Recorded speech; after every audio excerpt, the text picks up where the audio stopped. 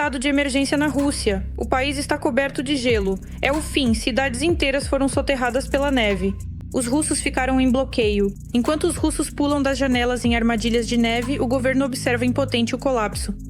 Estas imagens vão te chocar. A Moldávia anula Putin. O Kremlin foi declarado em guerra. Sensação. Emergência na Rússia. Gelo e neve isolam o país. Moldávia anula Putin e Kremlin declara guerra em meio ao colapso. Moldávia expulsa russos. Ofensiva ucraniana surpreende o mundo. Infantaria russa falha. Nossos rapazes fizeram o impossível. Grozny explodiu. Um clã secreto e sujo que foi exposto diante de todos. Isto vai acabar com Dondon. Vazamentos que causaram pânico no governo russo. Falaremos mais sobre isso adiante nesta edição. Ponto quente. Pesadelo gelado na Rússia. Situações de emergência em todo o país. Russos no escuro e frio. Bloqueio total. Neve intensa. Apocalipse inédito em meio século. Grozny explodiu e segredos de Kadyrov vazaram, gerando pânico na Rússia. Detalhes agora. Rússia sob apocalipse de gelo histórico. O que está acontecendo na Rússia neste exato momento? Todos os detalhes mais chocantes. Veja a seguir. Na Rússia é um verdadeiro Armagedon. Temperaturas de até menos 60 graus, nevascas anormais e total despreparo dos serviços públicos. O apocalipse de Belorechensky. Não há luz, não há água, nada funciona em lugar nenhum. Tudo está parado. As pessoas derretem neve para beber água, ficam em apartamentos com temperaturas negativas. Enquanto isso, as autoridades ignoram completamente os problemas.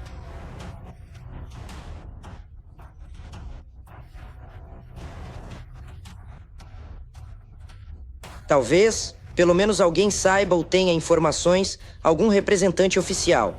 Na cidade de Belgorod, logo após os intensos bombardeios ocorridos, houve um apagão total de energia. Tudo o que as autoridades e equipes de emergência conseguiram fazer até agora foi muito pouco diante da gravidade da situação atual. Foi o próprio governador. Ele foi pedir para que os moradores saíssem da cidade ou comprassem geradores por conta própria.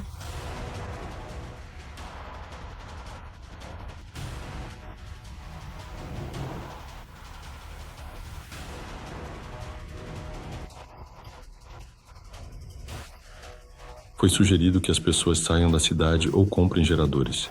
Se faltar energia e aquecimento, levaremos todos para municípios vizinhos ou outras regiões. Se puderem, mudem-se agora e levem as crianças.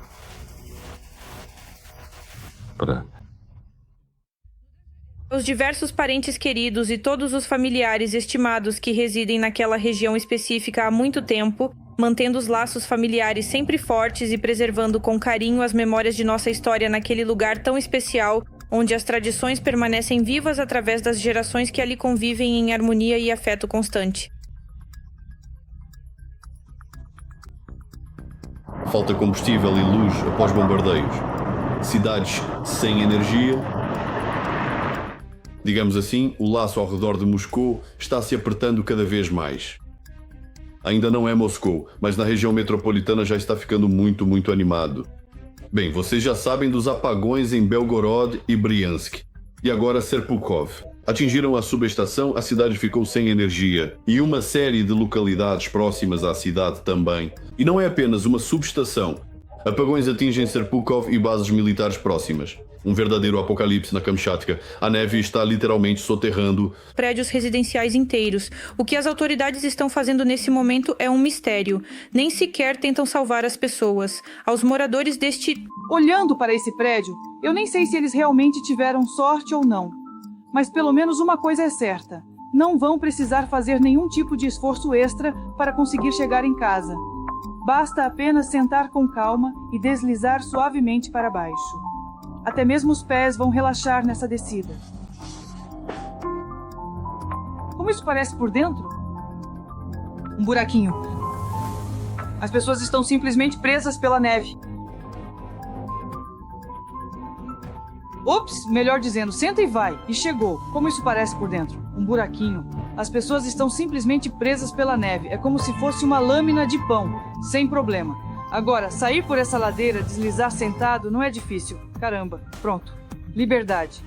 E... essas são regiões onde praticamente não chegam as equipes de resgate ucranianas. Os serviços públicos lá simplesmente não existem. E as linhas de transmissão de energia não aguentam e também não é possível consertá-las.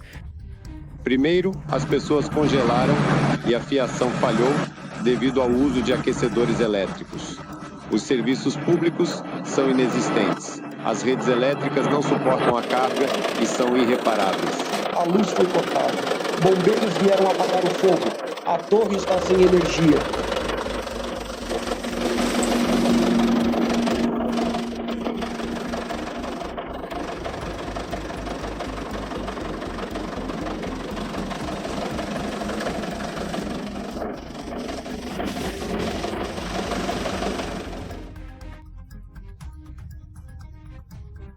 Incapazes de consertar o dano visível, enfrentam graves problemas nos territórios ocupados. Onde prometeram vida boa, o povo congela. Ajudem-nos, estamos apenas sobrevivendo.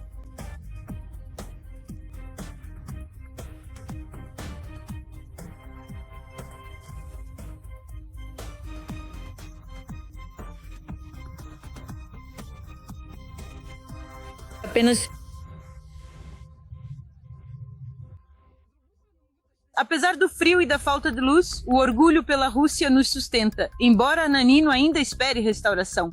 Eles despejam tudo na estrada. Essa é a única desvantagem. E não importa que, para apagar as luzes em um país vizinho, nós mesmos tenhamos que ficar sem luz e aquecimento, cobertos de neve até o telhado. Sensação. Foi declarada guerra ao Kremlin. A Moldávia está rompendo seus últimos laços com Moscou. Chisinau deixa a SEI e expulsa as tropas russas de seu território. Moldávia rompe com Moscou e a SEI, desafiando o Kremlin nesta manobra ousada. O passo da Moldávia. Veja só. Às inúmeras derrotas estratégicas de Putin, soma-se agora também a Moldávia. Chisinau inicia oficialmente o processo de saída da Comunidade dos Estados Independentes, uma estrutura que ainda é chamada na região de instrumento político do Kremlin. O ministro das Relações Exteriores da Moldávia, Mihai Popchoy, declarou que o país não pretende mais permanecer na órbita de influência pós-soviética. A República da Moldávia não será mais um membro oficial da CEI. E esse processo já começou. Estamos falando da adoção simultânea e coordenada de 3 documentos fundamentais e essenciais de uma só vez. Entre eles, destaca-se principalmente o importante Estatuto da Comunidade de Estados Independentes, que foi estabelecido originalmente no ano de 1993 para definir as bases da cooperação regional entre as nações envolvidas no processo de integração pós-soviética. Deixamos a CEI via parlamento. O governo espera concluir todos os procedimentos já até meados de fevereiro, após o que a decisão final será tomada pelo parlamento. Assim, a Moldávia está de fato saindo de um dos últimos formatos em que a Federação Russa poderia exercer influência. Hoje, a Moldávia continua sendo um estado onde as agências de inteligência russas mantêm influência ativa e as tentativas de desestabilizar a situação são de caráter sistemático. O que nos salva é que, sem fronteira comum, com as tropas ucranianas resistindo, nesse contexto, ficam cada vez mais fortes das conversas sobre a escolha estratégica da Moldávia. Até mesmo sobre um possível referendo para a adesão à Romênia. Para Chisinau, isso é visto como o caminho mais rápido e legítimo, ao mesmo tempo, para a União Europeia e a OTAN. 100 anos de negociações e procedimentos complexos.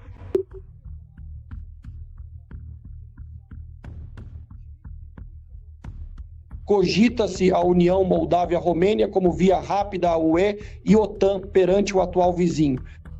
Um parceiro poderoso como a Romênia será muito mais fácil para eles se integrarem, inclusive economicamente. Esse cenário muda radicalmente o equilíbrio de forças ao redor da Transnistria.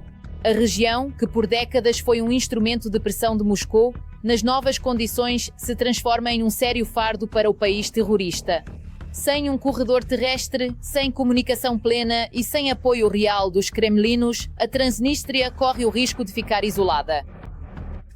A Moldávia está limitando o trânsito de mercadorias para lá, o trânsito de rotas. A Moldávia está restringindo a interação com a Transnistria. Isso é importante, pois tem impacto. Consequentemente, o fornecimento de mais eletricidade, a venda de eletricidade por parte da Transnistria, tudo isso agora está sendo restringido. E por isso a Moldávia, dessa forma, está criando exatamente... É isso que Moscou mais teme acima de qualquer outra coisa.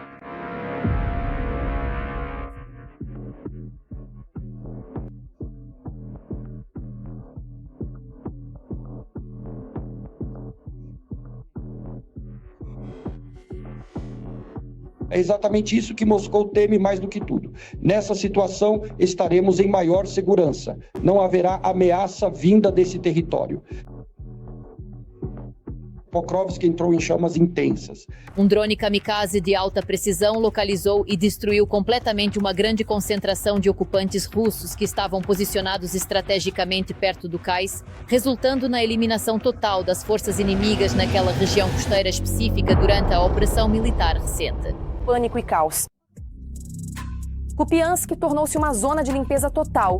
O inimigo está sendo eliminado sem chances. Enquanto isso, os russos avançaram para Volchansk, na região de Kharkiv, mas é cedo para eles comemorarem. Lá, uma surpresa os espera. O que realmente está acontecendo na linha de contato. Uma análise militar completa. A seguir, as forças armadas da Ucrânia gostam de vê-los tão agitados.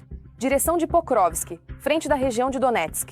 A câmera GoPro de um soldado russo registra o momento em que um drone FPV atinge uma concentração de ocupantes.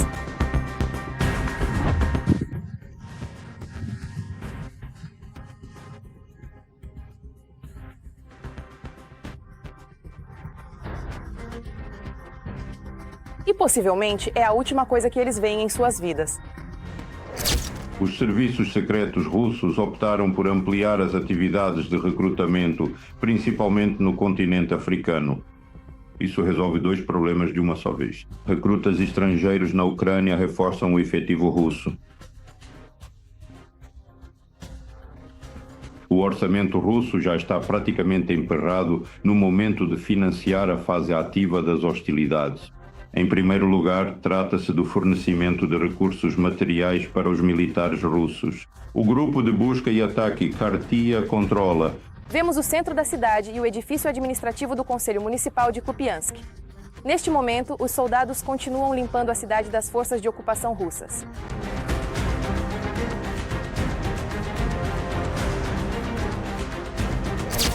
Neste exato momento, as forças de defesa da Ucrânia estão realizando operações de ataque para eliminar os militares russos restantes e bloquearam o avanço dos ocupantes na direção de um ponto-chave estratégico. De Kupiansk-Uzlovoy, a Ucrânia diz que russos tentam contornar Volchansk. Adicionalmente a tudo isso, as forças de defesa da Ucrânia mantêm as alturas dominantes na região dos assentamentos de Volchansk, impedindo que os ocupantes avancem para o interior. Na Ucrânia, o 402º Batalhão de Drones Luftwaffe elimina ocupantes russos em Zaporíjia.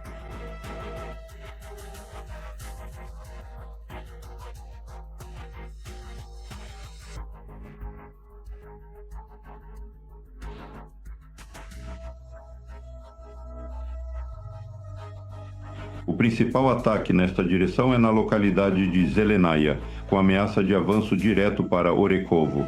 Mensagem da parte russa. Russos cercam Guliaipole por Zelenoi, ameaçando Orekov e entrincheirando-se. O relato sobre Orekov não corresponde à realidade.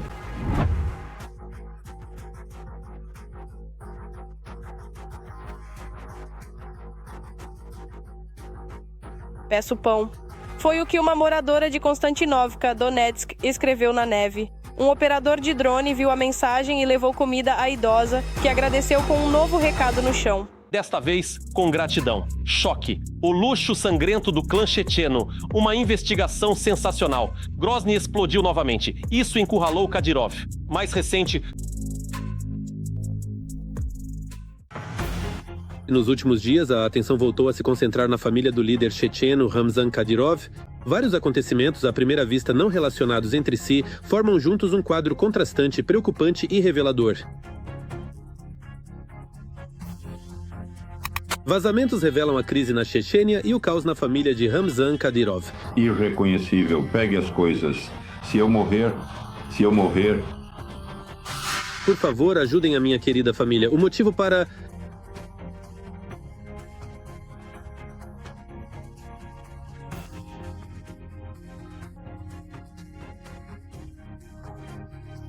A discussão foi a informação...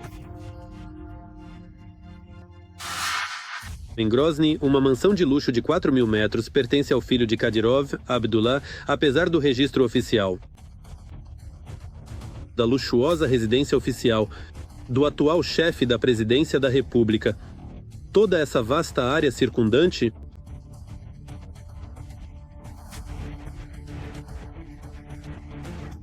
A mansão de milhares de metros vale centenas de milhões de rublos. A criança ganhou o imóvel há anos. Primeiro alugado, depois em seu nome. A casa tem quase 2.000 metros. Abdullah Kadyrov tem só 9 anos e virou dono do palácio aos 7. O pai, Ramzan Kadyrov, deu o terreno de presente. O chefe da Chechênia alugava a área, mas o filho a recebeu diretamente em seu nome. Seu pai, Ramzan Kadyrov, alugava o terreno que agora está no nome do filho. Perto dali, há mansões luxuosas de seus outros filhos, Ali e Adam. Ao todo, são imóveis de mais de 1 bilhão de rublos registrados em nome de herdeiros menores da família. É exatamente assim que, visto por imagens de satélite, aparece a luxuosa casa do filho de 18 anos do atual chefe da Chechênia.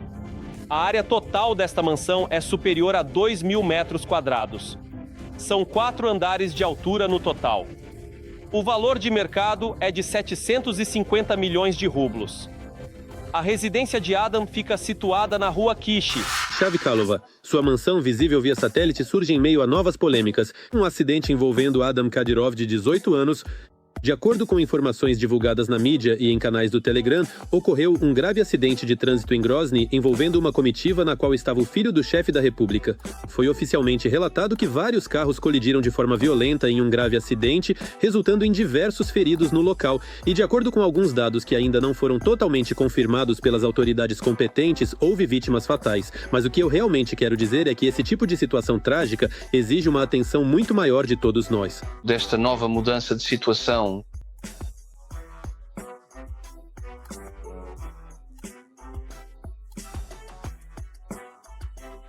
acidentes acontecem, mas não costumam ter um desfecho tão fatal. Não é o primeiro caso com os filhos do líder Ramzan Kadyrov. No verão passado, o seu filho Adam Kadyrov, em alta velocidade ao passar por uma aldeia vizinha, atropelou 2 estudantes. Nesse contexto desses acontecimentos, o líder da Chechênia, Ramzan Kadyrov, encontra-se agora em um estado de saúde gravíssimo e está à beira da morte. Informações recentes apontam que seus rins falharam de forma irreversível. Essa notícia verdadeiramente sensacional e impactante foi divulgada em diversos meios de comunicação logo no início do mês de janeiro. Pela inteligência da Ucrânia. Segundo os serviços secretos, o chefe da Chechênia estava fazendo diálise. Na sua própria clínica na Chechênia, reuniram-se membros do clã familiar. E o Kremlin começou ativamente a procurar um substituto para Kadyrov. Foi exatamente nesse momento que a cadeia fazia diálise. Em sua clínica chechena, o clã familiar se reuniu. O Kremlin já busca um substituto para Kadyrov. Nesse momento, os eventos deixaram de ser coincidência. Com o líder regional entre a vida e a morte, seus filhos e aliados enfrentam escândalos e acidentes sob forte atenção. Seria isso uma coincidência e... sensação. A Ucrânia está...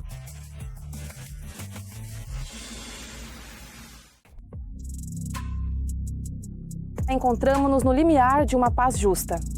Todos os parceiros internacionais estão agora profundamente comprometidos com este objetivo ao máximo.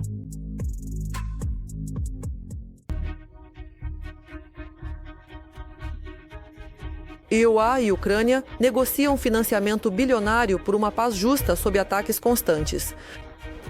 Fontes anônimas do The Telegraph afirmam que Kiev e Washington estão se preparando para assinar em breve um acordo de prosperidade para a reconstrução pós-guerra da Ucrânia. Trata-se de atrair... São estimados 800 bilhões de dólares americanos para a completa reconstrução e infraestrutura da Ucrânia, ao longo de um período de 10 anos. Sabemos perfeitamente que desses recursos totais,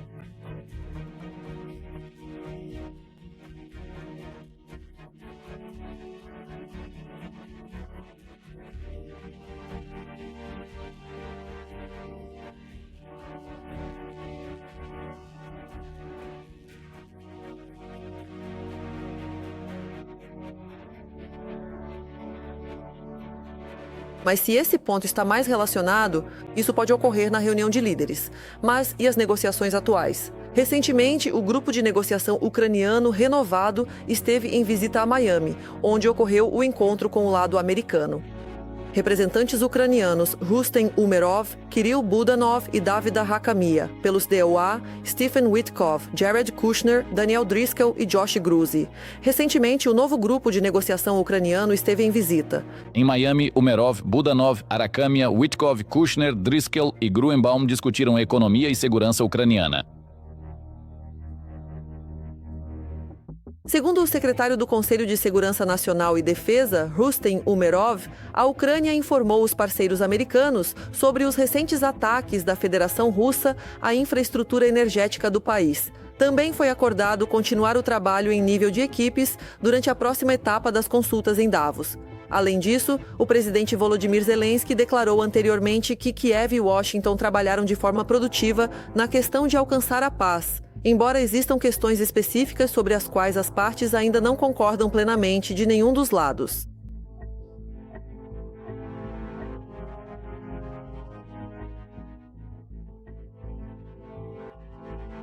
Será devidamente retomada mais uma vez, imediatamente e de forma célere. EUA e Ucrânia divergem sobre prazos de segurança pós-Trump, com Budanov agora nas negociações. Na véspera, ele foi nomeado chefe do gabinete do presidente. Isso fortalece significativamente o processo de negociação com Washington para discutir garantias de segurança e a reconstrução da Ucrânia. O lado americano apresentou diretamente uma pessoa adicional que teve contato direto com Budanov. Esse é o senhor nomeado chefe do gabinete. Ele agiliza o diálogo com Washington sobre segurança e reconstrução. Os CNEUA indicaram Driscoll, contato de Budanov.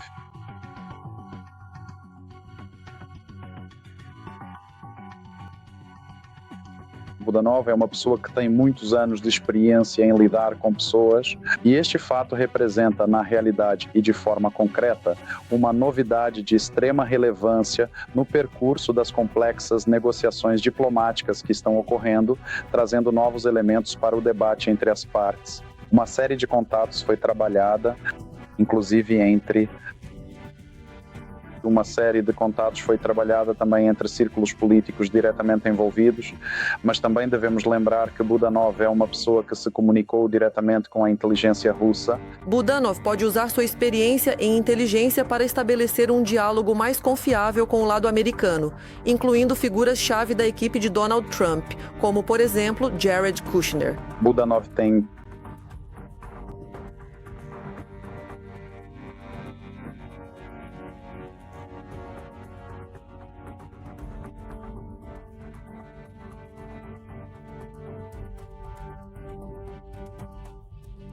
O principal objetivo é utilizar canais extras para promover o interesse nacional ucraniano no fim da guerra, nos parâmetros que devem ser ativados e na base normativa existente.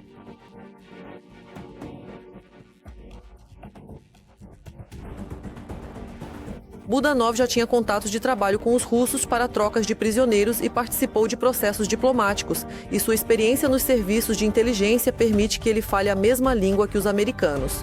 Pós-guerra, defendendo o Estado, Budanov tinha contatos. Ele conecta a inteligência russa e americana. Trump e Macron dividem o Ocidente. A fúria de Paris gerou o impensável. Economistas estão lutando no bate. Trump armou uma armadilha para o próprio povo. Veja todos os detalhes.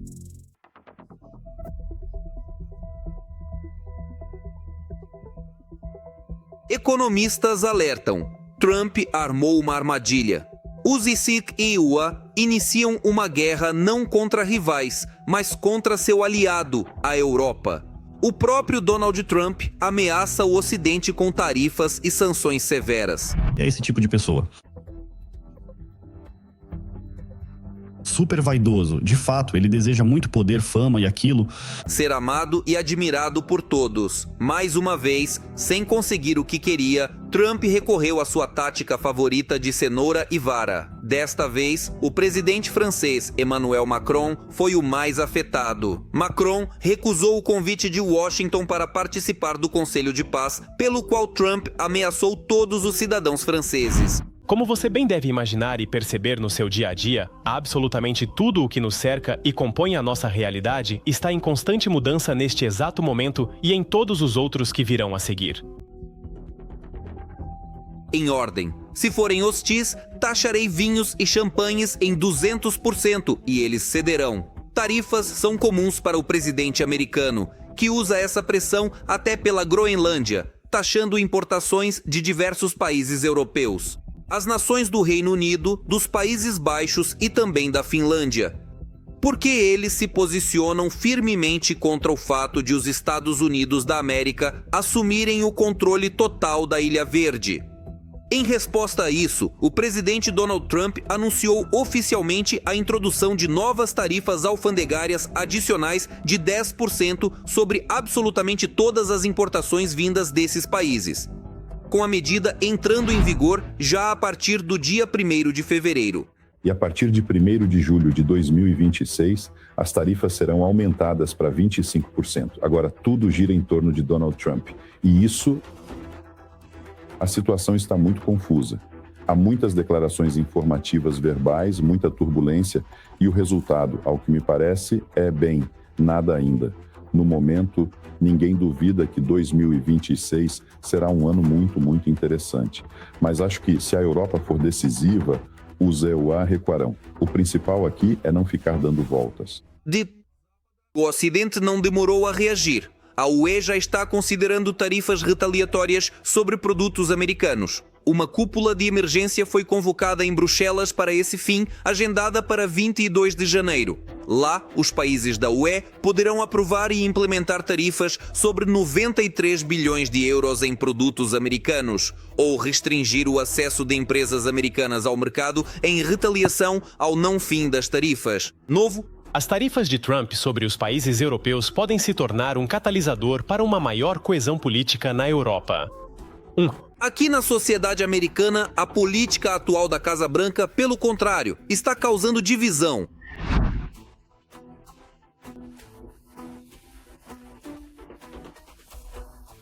Tarifas de Trump podem unir a Europa, mas dividem profundamente a sociedade e política americana. Acaba quebrando a louça em um estabelecimento de porcelana. E depois fica se questionando. E essa pergunta é extremamente simples. Afinal, quem realmente vai se beneficiar da guerra tarifária declarada por Trump? Pois bem, segundo os economistas, quem mais sofre com as tarifas impostas pelo presidente do Soleimani sobre produtos europeus são os próprios americanos. Ele tem poderes enormes. Os economistas afirmam que os próprios americanos são os maiores prejudicados pelas tarifas de Trump contra a Europa.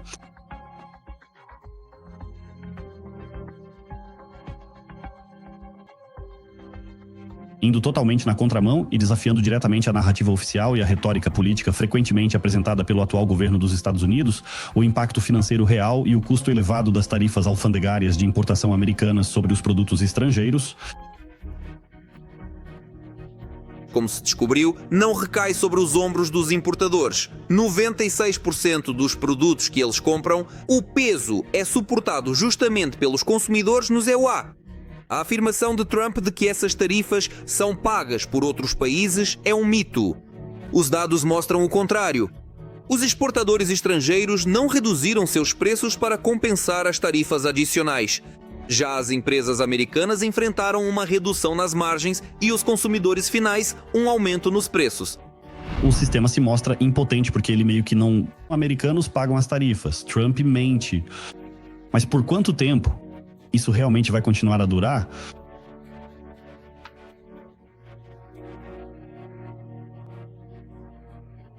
Trump vai aguentar com suas novas tarifas. Analistas financeiros concordam que não por muito tempo. Muito provavelmente os Estados Unidos as cancelarão antes mesmo da implementação anunciada pelo chefe da Casa Branca. E tudo isso porque os países da União Europeia possuem títulos e ações americanas no valor de 8 trilhões de dólares. A Europa é o maior credor dos EUA e, em caso de deterioração das relações, a UE pode reduzir significativamente seus ativos nos Estados Unidos, o que apoiaria o euro e derrubaria a cotação do dólar. A Europa é o maior credor dos ETK na EUA. E em caso de deterioração das relações, a UE pode reduzir significativamente seus ativos nos Estados Unidos, o que apoiaria o euro e derrubaria a cotação do dólar. E isso claramente não interessa ao Trump.